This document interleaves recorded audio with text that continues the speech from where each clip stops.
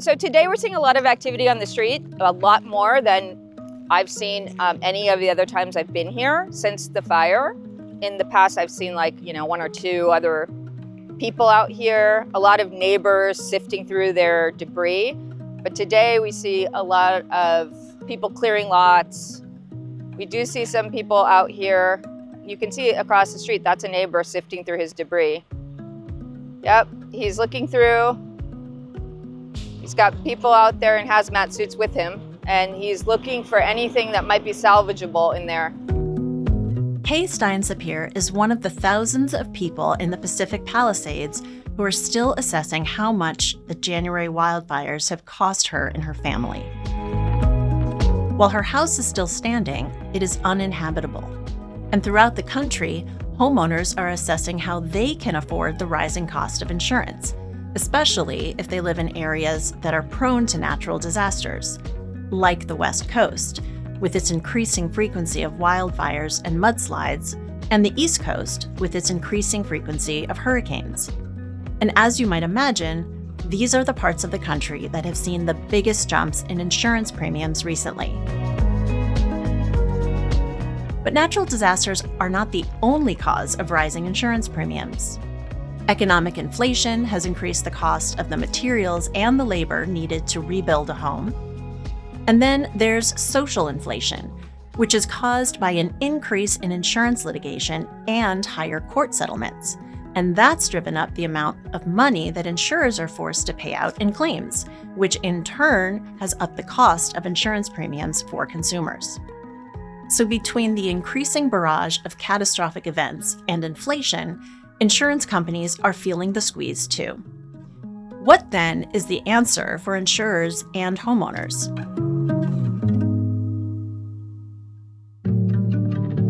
The standard insurance market are companies that have their rates approved by the state. So typically it's the named companies that everyone knows, Travelers, Hartford, Allstate, State Farm. They're limited in what they can do. They can ask for rate increases. They can raise deductibles. They can add to their underwriting guidelines. The other thing that has happened over the years is they've eliminated certain things. Flood is not covered. You have to buy a separate flood policy.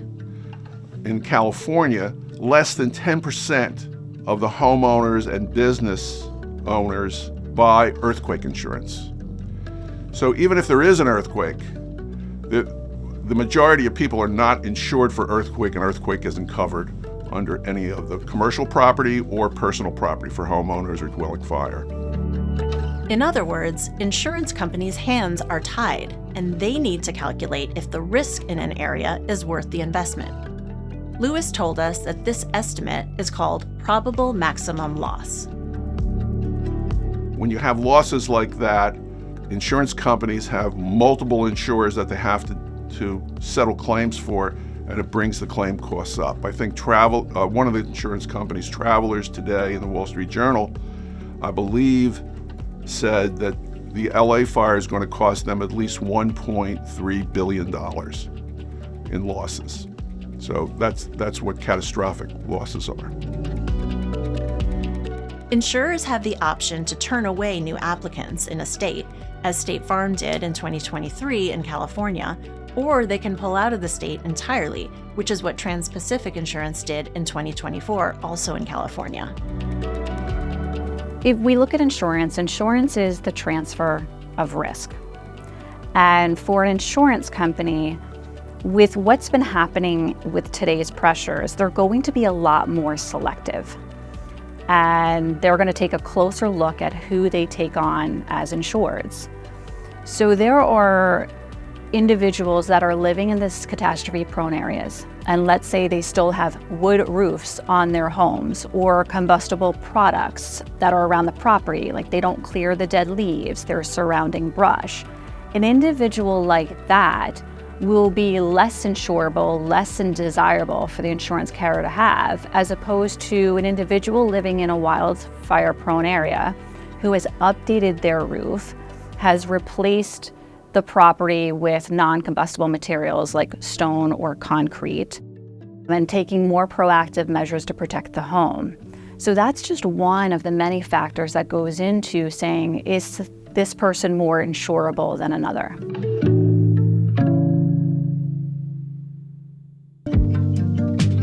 So you may be wondering, what happened to all the money you already paid to your insurance company over the years? Well, inflation increases the cost of your home, the supplies to repair things in your home, and the labor that would go into fixing it. In addition, insurance companies don't just pay to repair and replace property, they also pay for temporary housing while assessments and those repairs are made. And of course, they pay for items like food and clothing. It's important to understand that the cost of making your home whole again is not the same as what you initially paid for it. Typically, the house has appreciated in value.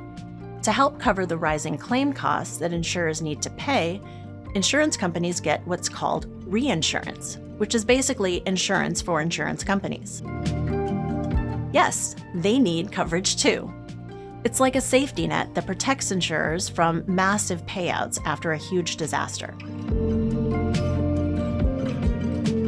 Reinsurers work with the insurance companies to go over what their risk exposures are. They'll look at a map of where an insurance company's risks are and help them work to get their risk profile so that it's at a point where in a catastrophic situation, the impact of that catastrophic loss is minimized for the company.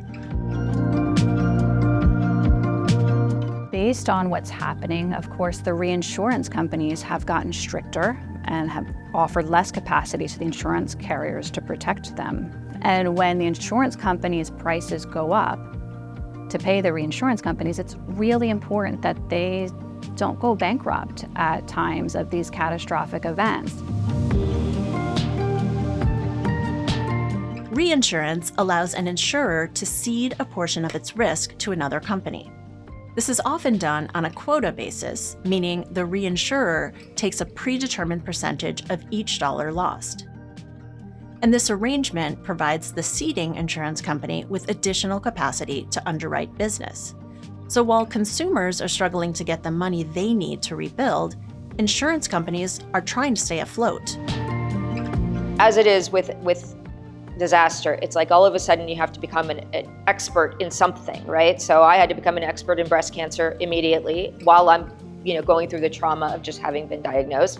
I had to become an expert in traumatic brain injuries while I'm looking at my 12-year-old child unconscious in a hospital.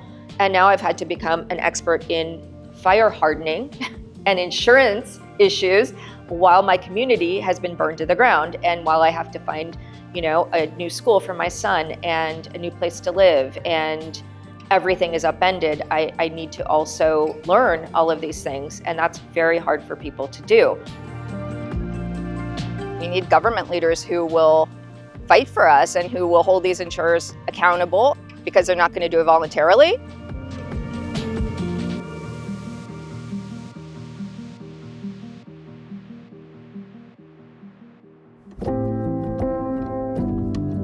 This struggle between insurers and individuals isn't just about finances.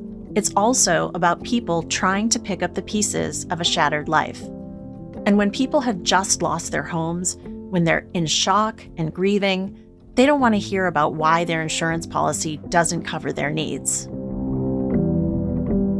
Kaye Steinsapir's story is a visceral illustration of this struggle.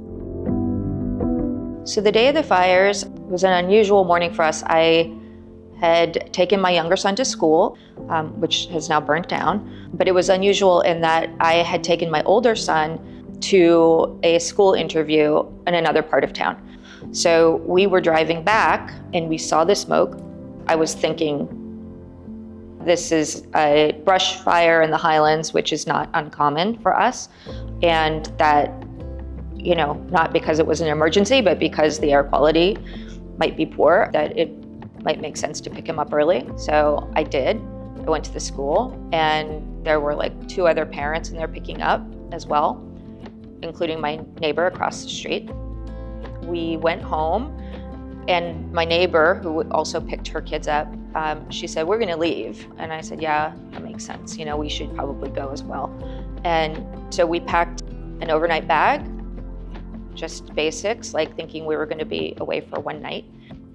And as we were leaving, we could see more of our neighbors were also packing up and heading out. And just to get from our house down the street to where the elementary school is, which is about a 5-minute walk, if that, took like 45 minutes to get down the hill because everyone was starting to leave and starting to get very nervous. From there, Kaye and her family got to safety while they learned through social media and group texts that their neighborhood was burning down. So what they thought was going to be a 1 or 2 night stay in a hotel turned into an extended saga of transients and paperwork as they moved from one temporary housing situation to another. But Kaye is more familiar with the ins and outs of insurance than most people. As a seasoned attorney, she not only has years of professional experience dealing with companies and arduous paperwork, she also has years of personal experience dealing with insurers and hardship as a cancer survivor and as a mother of a daughter who died tragically young in a bicycling accident several years ago.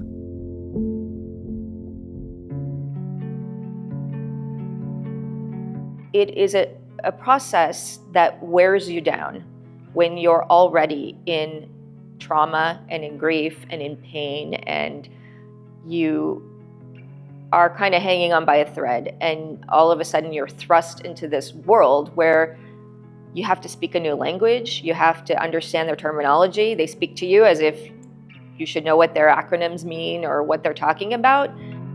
According to Kaye, a number of her neighbors were not covered by insurance when the fire happened, primarily because a few insurance companies had already pulled out of the state, and these neighbors had not yet found replacement insurance before the wildfires started. So my experience with my insurance company, I think, has been better than most of my friends and neighbors. And even with a better experience, it's still an extremely challenging experience. I have had, I think, 4 or 5 different adjusters since the beginning of the process. So every time you change adjusters, you have to explain everything to them, and you get different, answers and information. So it still hasn't been easy by any means. In terms of, kind of the broader groups, it's standing homes versus not standing. I think about 75% are in the not standing category. So we're kind of divided that way. And then we're also divided by insurance companies and, whether we had insurance or not. Unfortunately, this situation is becoming increasingly common in disaster-prone areas. So in cases where insurers have pulled out of the state, some states have set up FAIR plans, which stands for Fair Access to Insurance Requirements. These state-run plans offer limited coverage, but they serve as a last resort insurance option for homeowners who've been denied coverage from private companies. FAIR plans are financed by a group of private insurance companies so that no one company assumes all the risk. In January, the California FAIR plan stated that approximately 22% of the structures in the Pacific Palisades were covered by the plan, which translated to a potential exposure of more than $4 billion. If we just take a picture of this house here, it looks okay if we just focus here. If we go into a wider shot of what is around it, like this house right next door, or across the street, all of this burn, then you come to understand that the person who has that house cannot live there either.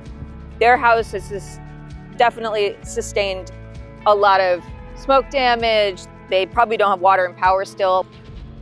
And as this whole area is leveled and then rebuilt, it's going to be very difficult for the person in this house to live through all of that.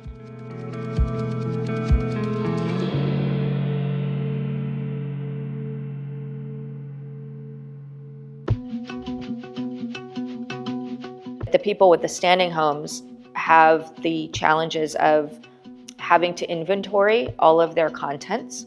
So if your house burned down, they are going to pay you out 80% or potentially 100% of your contents portion of your policy. In my case, and in the case of anyone else with a standing home, you have to inventory everything in your house, every article of clothing, every item, every possession you have, in order to be reimbursed. And when you are reimbursed, it is, a process of negotiation with them. According to Kaye, the adjusters usually come in with low estimates for your belongings and adjust for depreciation, which makes the potential payout smaller. So even if someone had just purchased their home, the payout for its contents wouldn't equal their original value. And when you think about all the things that you have, and some things are incalculable, you can't assign a value to them, but you have to try. So it's very daunting for people. So how can you protect yourself?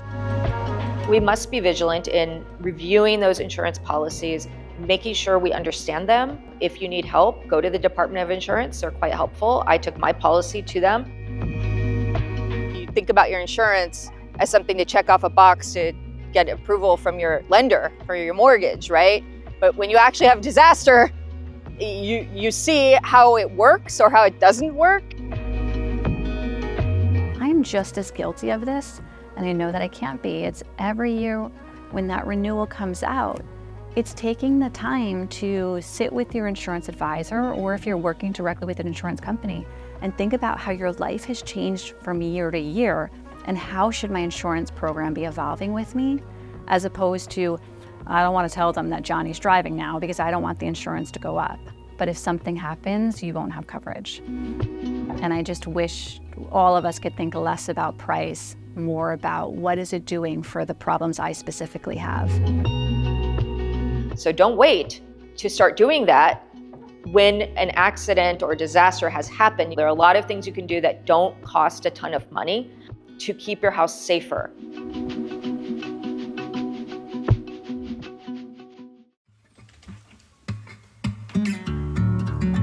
You've got people who have a total loss, who have a policy that's just not being paid out because their insurance companies decided that they're going to hold on to a big chunk of their money, or they're requiring them to itemize every item in a burnt out property, even though that's against the law. Major insurers are doing that to people. This is why people distrust and dislike the insurance industry. They're not doing what they say in those ads. Everyone that I've known in the business is trying to do the best job they can possibly do. They're trying to settle the claims in accordance with the policy that someone bought and keep it within the framework of the coverages that are there. So a lot of times, the claims professionals say, well, this isn't covered, and they explain why it's not covered and show them the section of the policy. People don't want to hear that. So they get a bad rap because the perception is we've all paid a lot of money to insurance companies and they don't pay claims. Well, Travelers is going to pay $1.3 billion just in California for claims.